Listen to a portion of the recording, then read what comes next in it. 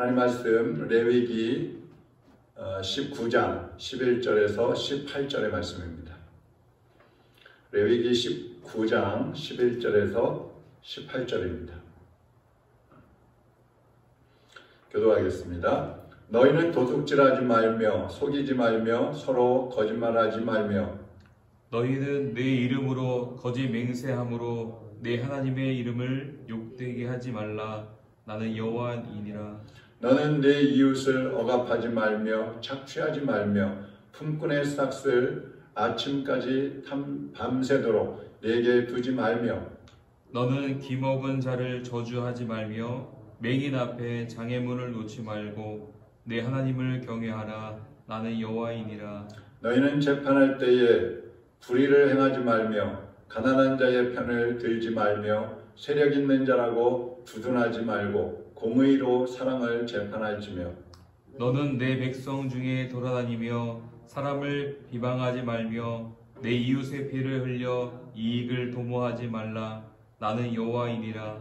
너는 내 형제를 마음으로 미워하지 말며 내 이웃을 반드시 견책하라. 그러면 내가 그에 대하여 죄를 담당하지 아니하리라. 원수를 갚지 말며 동포를 원망하지 말며 내 이웃 사랑하기를 내 자신과 같이 사랑하라. 나는 여호와이니라. 아멘. 이웃 사랑으로 훈련되는 거룩, 이런 제목입니다.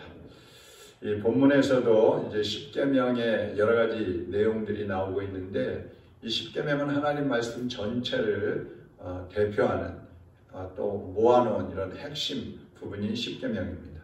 그래서 오늘 본문을 보면 두 구절마다 12절, 14절, 16절, 18절 이렇게 두 구절마다 나는 여호와라 이런 말씀을 하고 있습니다.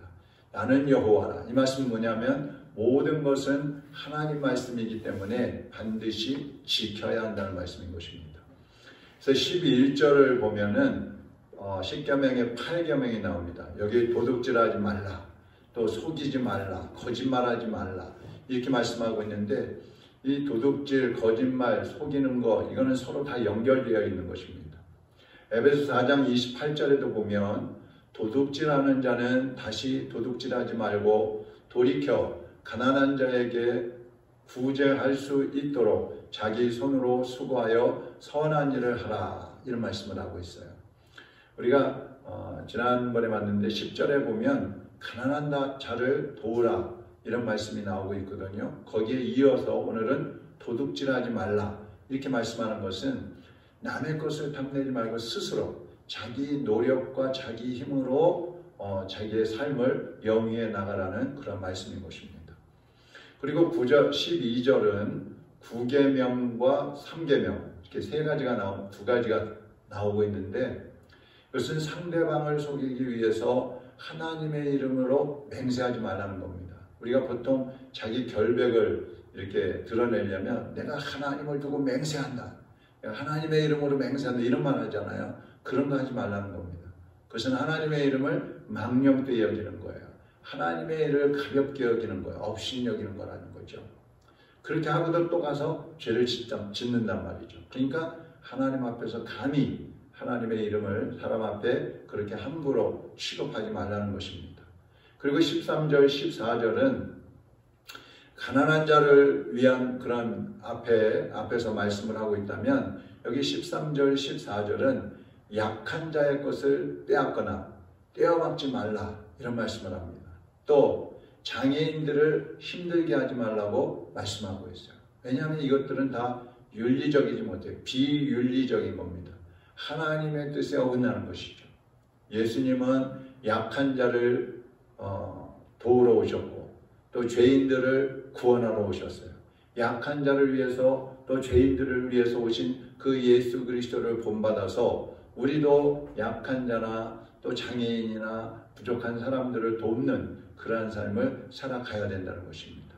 그리고 16절은 여러 지역에 또 여기저기 돌아다니면서 어떤 나쁜 여론을 형성하거나 아니면 어떤 이익 집단을 만들어 가지고 자기의 목적을 위해서 그 사람들을 사용하고 자기 목적을 위해서 어떤 여론을 형성하지 말라는 거예요. 다시 말하면 공정하고 정의롭게 살아갈 것을 말씀하고 있습니다. 요즘에 우리도 정치인들 막 이렇게 보면 불공평하고 불공정한 그러한 모습들을 너무나 많이 보잖아요. 그것은 자기 이익 때문에 그렇거든요. 근데 우리는 정직하고 또 공정하고 공평하게 그렇게 사람들을 대하고 그렇게 행동을 하라고 말씀을 하고 있습니다. 이것이 대단히 중요합니다. 그리고 17절은 마음으로도 형제를 미워하지 말라 그런 말씀을 합니다. 죄라는 것은 미워해야 돼요. 그건 저주해야 돼요. 끊어야 돼요. 그렇지만 사람을 미워하고 사람을 업신여기고 사람을 끊으면 안 되는 것이죠. 그래서 우리가 죄는 미워하되 사람은 사랑해야 된다. 용서해야 된다. 이것은 사람의 힘으로는 사실 하기가 어렵습니다. 그러나 성령님의 도움을 받으면 할 수 있다는 것이죠.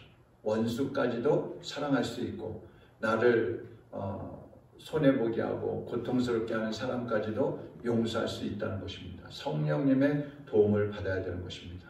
그리고 이제 18절을 보면 원수를 갚지 말며 동포를 원망하지 말며 내 이웃 사랑하기를 내 자신과 같이 사랑하라. 나는 여호와이니라. 이렇게 말씀하고 있어요. 그러니까 이 18절은 율법의 핵심입니다. 이웃을 사랑하되 원수까지 사랑하고 또 내 몸같이 사랑하라. 이것에 이 율법 전체가 여기에 딱 걸려 있다는 겁니다. 그래서 핵심이라는 것이죠. 그래서 우리가 사랑의 선포가 모든 율법의 이제 강령, 핵심인데 하나님을 사랑하고 이웃을 사랑하는 것. 이것은 우리가 예수님을 믿는 순간부터 주님 앞에 가는 그날까지 지속되어야 하는 주님의 계명입니다. 오늘도 주님을 사랑하고 또 이웃을 내 몸과 같이 사랑하고 용납하는 그러면서 그리스도의 사랑을 실천해 보이는 그런 하루가 되시기를 주님의 이름으로 축원합니다. 하나님 아버지 감사합니다. 오늘도 우리에게 서로 사랑하라. 가난하고 약한 자, 죄인들, 장애인들을 사랑하라.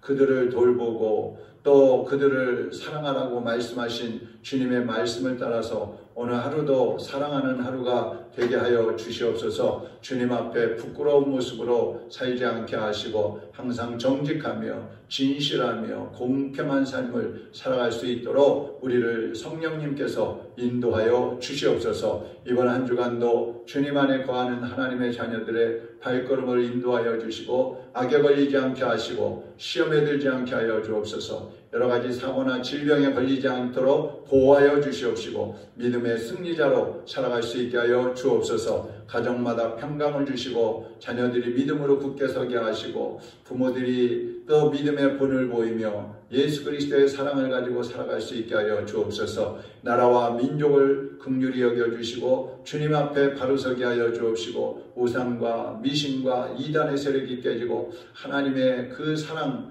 하나님의 그 믿음, 그 은혜가 충만한 민족으로 일어날 수 있게 하여 주시옵소서. 우리 선교사님들에게 은혜를 도하여 주시고 특별히 우리 최경희 선교사님 긍휼히 여겨주시고 건강을 회복시켜 주시어서 이제 모든 질병을 극복하고 승리하게 하여 주시옵소서. 우리 환우들 각 사람을 주님 찾아가 주시고 위로하여 주시고 그들에게 평강을 주시며 하나님 나라를 소망하며 믿음으로 일어나게 하여 주시옵소서.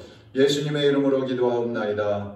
아멘. 하늘에 계신 우리 아버지여, 이름이 거룩히 여김을 받으시오며 나라의 임하옵시며 뜻이 하늘에서 이룬 것 같이 땅에서도 이루어지이다. 오늘날 우리에게 일용할 양식을 주옵시고 우리가 우리에게 죄 지은 자를 상하여 준 것 같이 우리 죄를 상하여 주옵시고 우리를 시험에 들게 하지 마옵시며 다만 악에서 구하옵소서. 나라와 권세와 영광이 아버지께 영원히 있사옵나이다.